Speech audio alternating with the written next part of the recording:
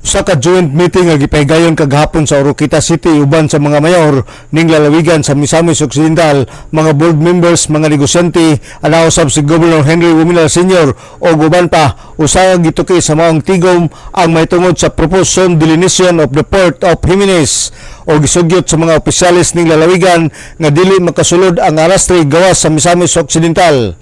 Sa interview ni Usami City Councilor Sunny Wominal nga may gipadala ni Mayor Indy Wominal para sa mga meeting, matud pa niya nga aron usab matagaan og kahigayunan ang atong lokal alastri ning lalawigan sa Misamis Occidental ug gipasalig usab ang PPA nga motabang sila paghangyo sa nasyonal aron matagaan og kahigayunan ang lokal alastri ning lalawigan. Proposed port zone delineation of the Port of Jimenez. So, kaning Port of Jimenez, itabungan ni ganina sa ato ang mga business sector, tanan itong mga mayores, mga board members, so support kita itong uban nito, gi-invite sa ito ang GOV ganina. So, it was approved by the committee ang Port sa Jimenez, pero naay gi-condition po ganina sa ato ang provincial official na dili gyud makasulod ang katong arastre nga taga outside Misao para nga ang katong ang arastre nga mamudala sa Lardil sa Oroquita o Jimenez tagampong priority ang ato ang local arastre diri sa Misao. Kay inani man gud ang natabong sa Samis na tinod na gyud digid kalimon apektuhan gyud ang ato ang local arastre tungod kay siyempre pag mutaas ang imuhang rate nimo dinha mapasa po sa konsumante.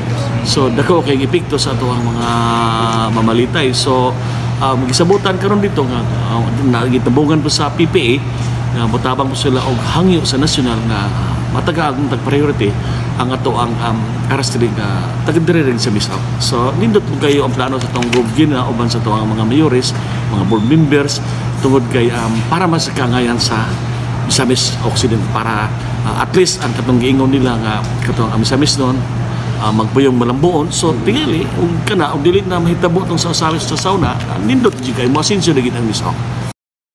Migawas ang maong mga hunahuna tungod usab sa port dinhi sa Dakbayan sa Osamis nga ang arastre gidumala sa global port nga grabe kamahal. Hinungdan nga wala na mga negosyante nga moagi sa Port of Osamis, moderate na lang sa Cagayan de Oro, Plaridel o guban pa nga lugar og base sa kompetisyon sa mga negosyante misaka kini og 600% ang ilang balay runon kung moagi sila sa Port of Osamis. Kay ang ato magungkuan karon gud ang mga consumers ang hitabo mo karon ang pagadian mo palit sa Osamis sa una. Ang uban palit sa Osamis karon dili na magud palit moagi naman diretso na sa ang ilang barko nga gikontak Cebu, Plaridel o di ba diretso na lang ang ilang tiniwila sa Cagayan makuha na nito kay ilang po nang gikuan og pili magasto. So list man yun kung magkuan ka mag-tracking lang ka kaysa di sa Osamis kay ti amo ba kung 620% ang increase sa taripa sa Osamis sa ato ang nagdala sa arastre karon sa Osamis.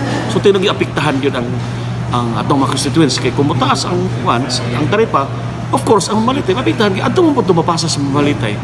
Sumon na nga nakuha ang yun ang atong mga business diri sa Osamis business sector kay tungod to ana po sila gyud mamalit para sa mga hardware, makabilya, semento. Basta moagi sa pantalan sa Osamis, of course 620% ang gi-compute kini sa business sector ang gitason sa kaning nagdala diri sa Osamis.